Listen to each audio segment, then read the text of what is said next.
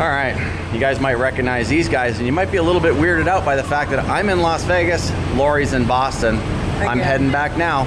This is the Motorhome Experiment.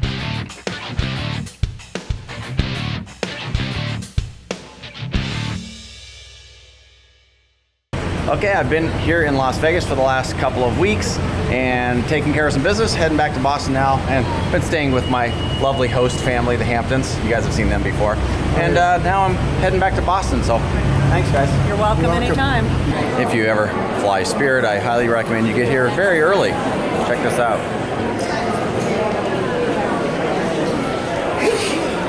Luckily I got here early. Got the boarding pass, heading to the gate. It's chaos here, but we're gonna make the flight, no problem at all.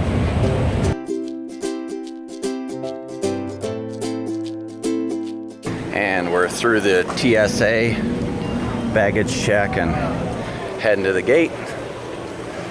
Home to Lorena soon. Well, tomorrow morning. This is a red eye. Leave Vegas at 10:59. I arrive in Boston at 6:52.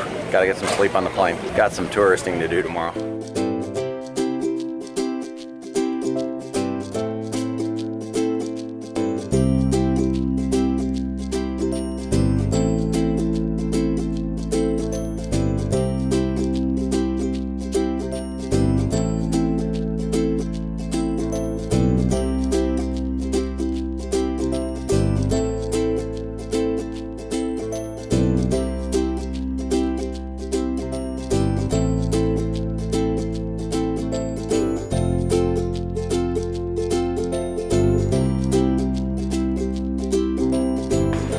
First off the plane, which is nice. Still gonna have to wait for luggage.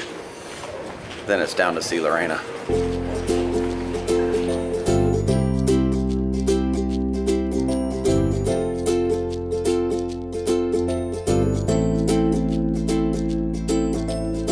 Back in Boston, and look who I'm with.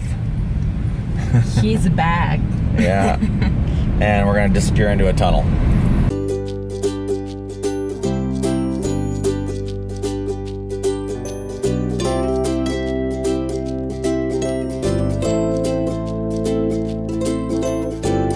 We just had breakfast at this place here called the Omelet House. Oh, Omelet Headquarters. And I don't even know what little town we're in, but we're just outside of Boston. It's like an old train station. It's kind of cool. Doesn't look like an old train station inside, but it is the old train station outside. The initial plan was for me to get off the red-eye flight from Las Vegas here in Boston, and Lori and I go tour downtown for the day before heading back to the RV, but as you can see by these eyeballs, I'm not really ready for that, so we decided that we would head back out to the RV into the Boston Minuteman Campground, and on the way stop by the Minuteman National Park and go to Concord, where the shot heard round the world was fired at the North Bridge. So we're checking that out now. The walk back to the visitor center is pretty cool. It's very pretty.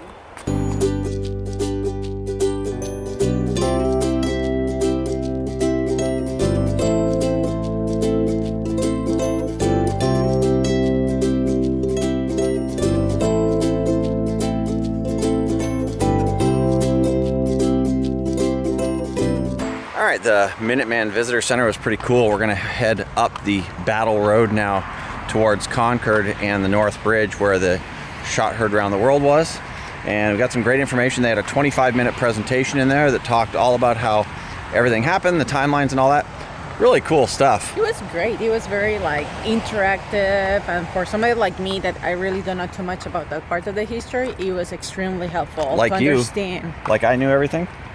I don't know. You said history books. I thought you read them. Well, yeah, but I studied Canadian history. Yeah, I have Mexico history, so yeah.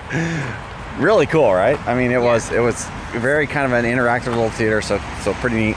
Now we've got the map of the road, and we're gonna head up the road to Concord and the bridge. So this should be cool. And they actually talked about Hartwell Tavern, which is one of the taverns that was involved in the battle back then, and supposedly today they're doing some kind of musket firing and demonstration, so we might have to go check that out.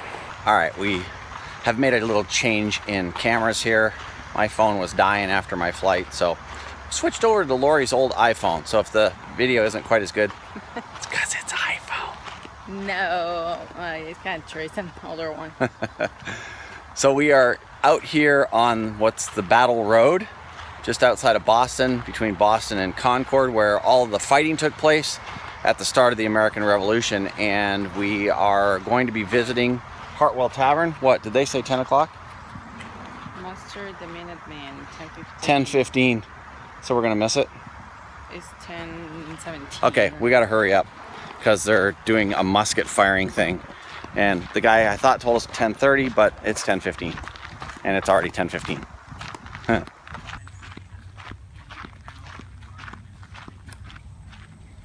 Militias were a concept that quickly grew in New England in the 1630s and 1620s. Oh! Okay, so I see the British regulars. They're coming down the Bay Road. We need to fire upon them. Make ready. Present. What's going to happen if I make them fire? Yeah.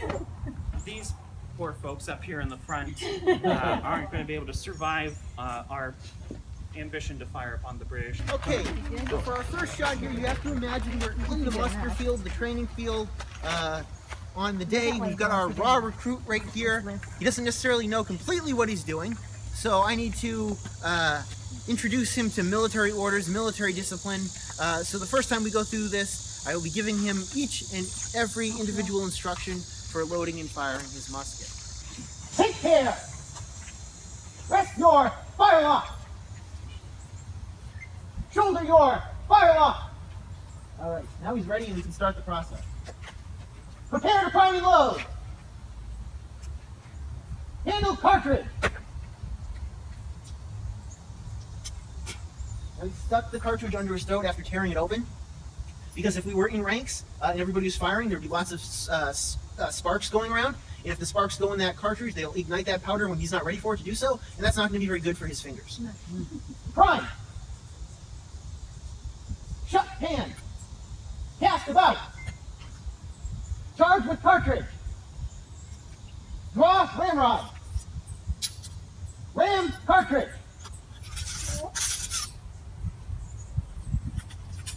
Return rammer! Shoulder fire lock! Make ready! Present! Fire! One, two. So we've had a misfire occur.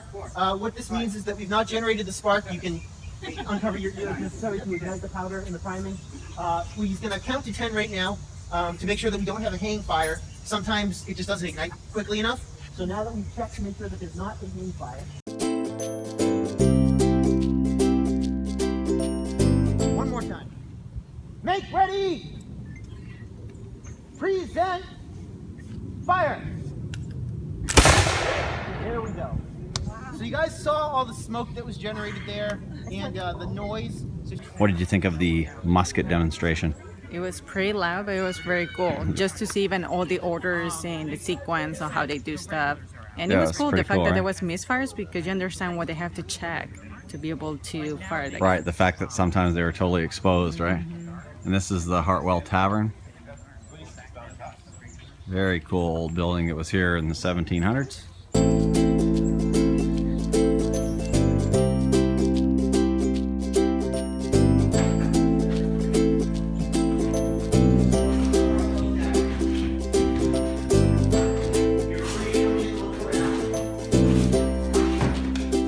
Make you feel tall, Lorena? I know.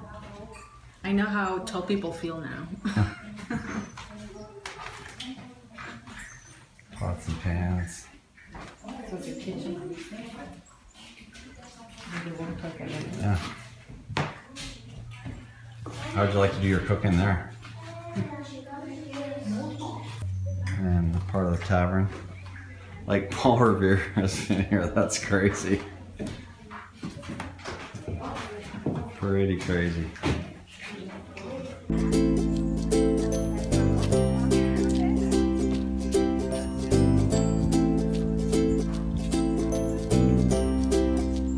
Just beautiful out here. Yes. Everything is so nicely groomed. Mm-hmm. So this is it here. This is Battlefield Road. This is where the British marched through here and headed up to Concord. And this is where Paul Revere rode through, warning everyone that the regulars are out.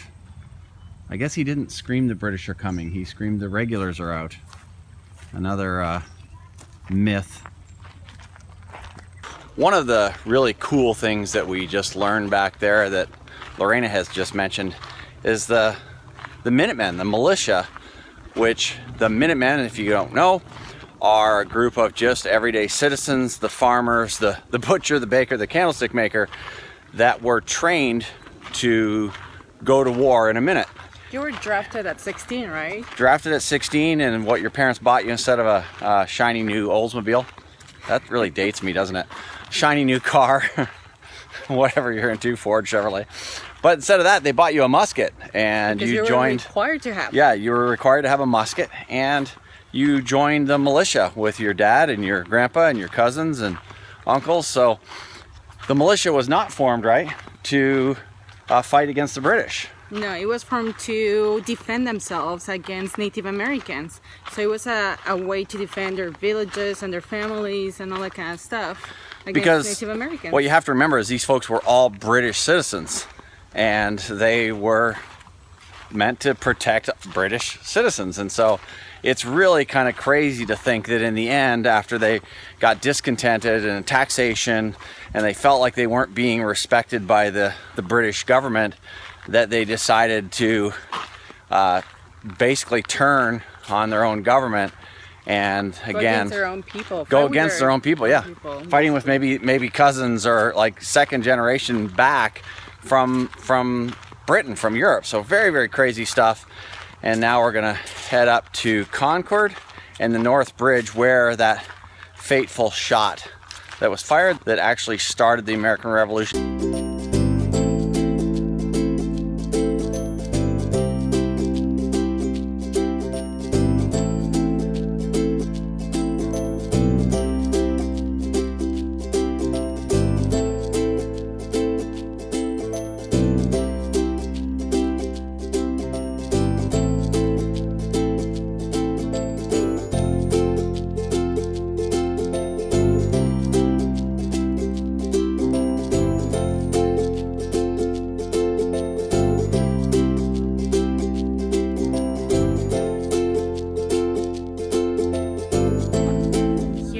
Started. The American Revolution. Yeah. Right here. Pretty crazy stuff. We are currently on the North Bridge. We're just outside of Concord, Massachusetts, and this is where the first American colonist had ever fired a shot on a British soldier, which again is, at the time, was considered treason and started the American Revolution. Pretty crazy stuff. The British would have marched from this side here across the bridge down this way, and the American colonists would have been down on this side here, and that's where the shot was fired. Amazing stuff. This is where it started. In such a beautiful setting for such a crazy piece of history to have taken place here. Look at this.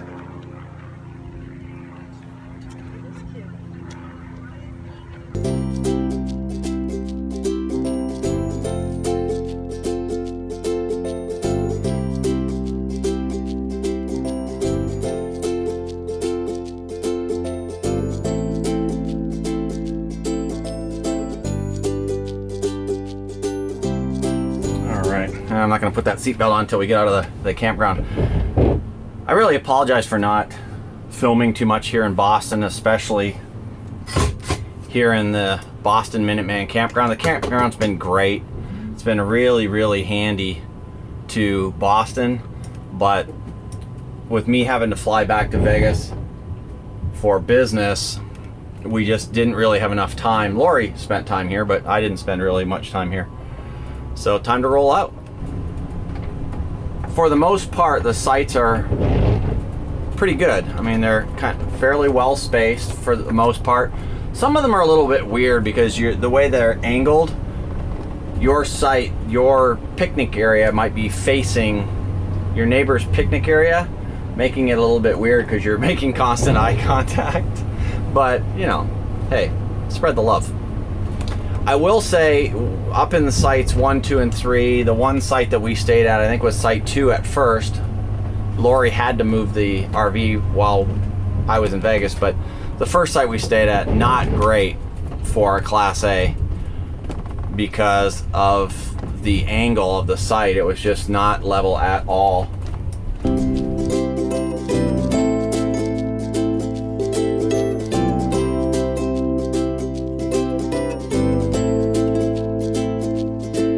We're here at Vansfield inside of PetSmart, and Ozzy actually has better health insurance than we do.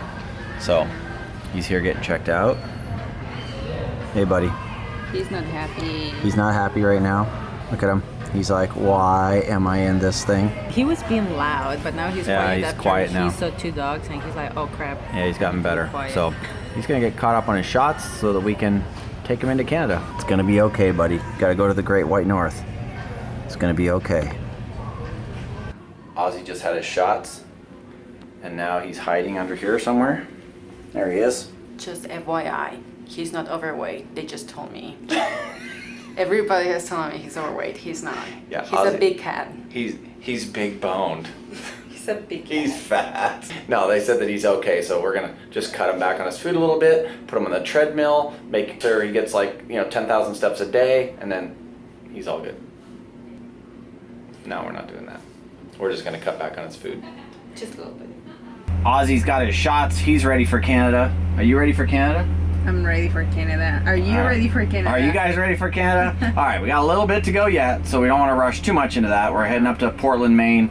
But from Portland, Maine, we're going to do several days there. Because I was in Vegas, I didn't get caught up on anything while I was here in Boston. So I need to try and get caught up there. Promises, promises, promises. You didn't even do Boston. You didn't even explore I didn't even explore Boston at all. I didn't get to see it. Lori did. After Portland, we'll head up to Nova Scotia and we'll go play with Canadians, eh? Let's roll down the road, catch up with Kevin and Laura. They're already down there in Portland. So let's hit it. Sir.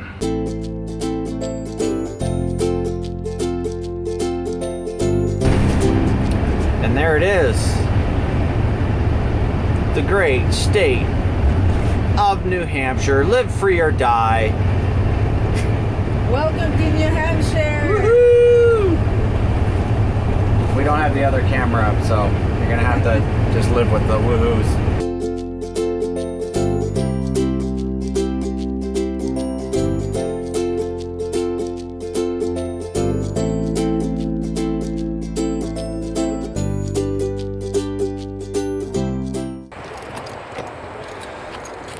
Because I've only been back from Vegas for a couple of days, I'm a little bit out of sorts. So we're at Cabela's here, and I forgot to video us coming in last night. It's our first Cabela's experience, the first time we've ever stayed at a Cabela's, and it was super quiet. It was a great place to overnight, and we're just outside of Portland, Maine, by the way.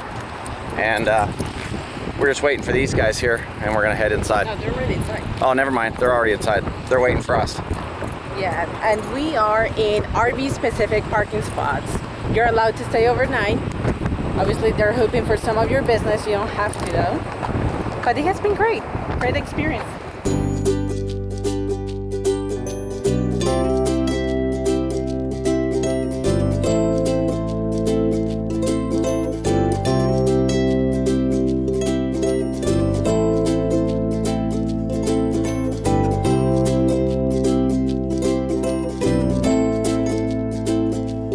Okay, Kevin and I are looking at some new hiking boots because we're gonna get up into Canada. We know we're gonna need some, so we're trying to decide between these ones here, kind of nice, right? And then these ones over here. So I don't know which ones you think. I mean, these are nice because you can carry them, so that's kind of nice. They have the handle right on the top, so that's kind of cool. And so do these. But I don't think I like these better because I can fit it can hold my hand in case I need it.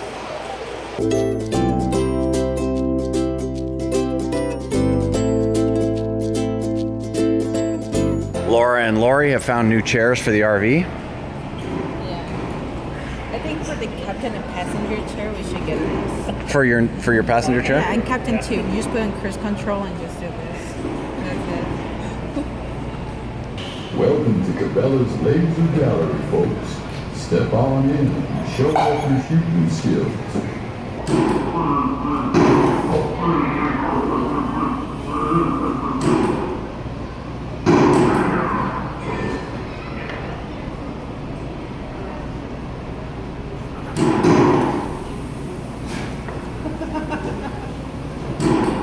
So how was it, guys? That was amazing. I feel like a hunter. I shot a boat, Okay. a squirrel. And you were not even wearing camouflage. I was just recommending this aftershave to Kevin. I thought that, you know, it's aftershave. It could be used as body wash, and you can also use it to wash your clothes.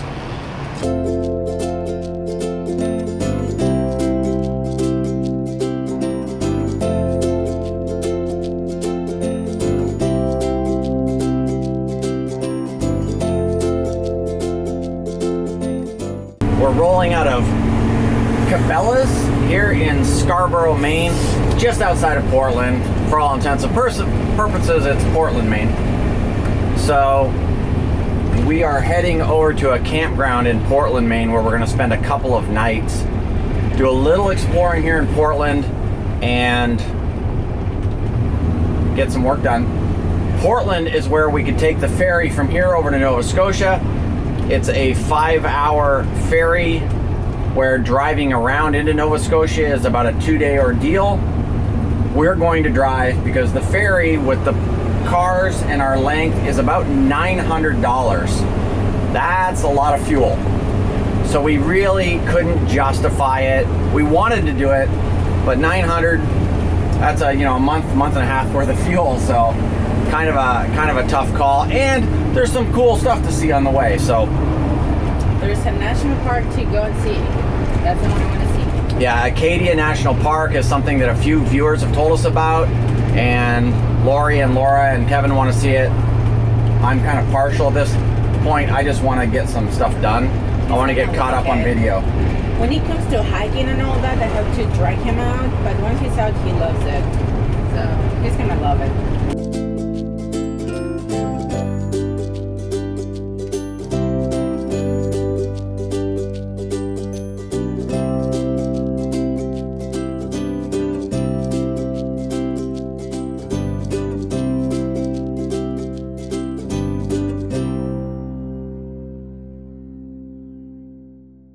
We are now getting deep into New England and deep into the northeastern United States, and this is where we're going to call this one. So if this is your first time here, it'd be awesome if you subscribe to the channel, stay up to date on all of our travels. It'd be equally as cool if you like the video, share it with some of your friends, and we'll see you again next time. Take care now. Bye.